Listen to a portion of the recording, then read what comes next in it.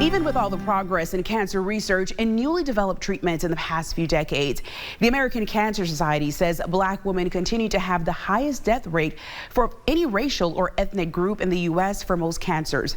Black people have the highest death rate for cancer overall, according to the CDC. Now, researchers are launching a landmark study to find answers to the racial gap for Black women. Health and Science correspondent Lindsay Theus has the details.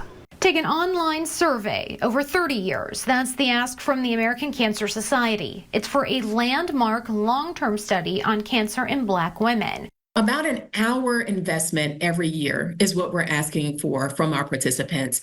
Researchers are recruiting 100,000 Black women across 20 states and Washington, D.C. Researchers say they picked these locations based on census data showing 90% of the Black female population lives here. This study does not involve going to the doctor and having tests done specific to the study. It doesn't have any sort of medications or other interventions. Participants will take a 30-minute survey twice a year. They will not be paid for their time. Researchers are calling it the Voices Study, in part because they want to include participants' personal experiences with healthcare. For women who have had less than positive interactions with the medical care system, I think it's important for you to know that your feelings of being ignored, of being gaslit, are valid.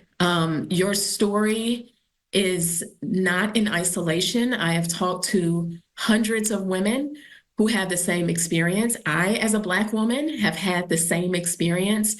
And these are the types of experiences that we ask about in our survey. Doctors often diagnose breast cancer at later and more aggressive stages in Black women than white women. And Black women are more likely than any other women to die from cervical cancer.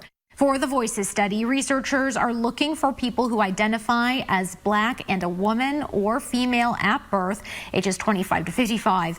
Enrollees cannot have a history of cancer unless it was basal or squamous skin cancer. Those interested can sign up at voices.cancer.org. Lindsay Theus, Scripps News, San Francisco.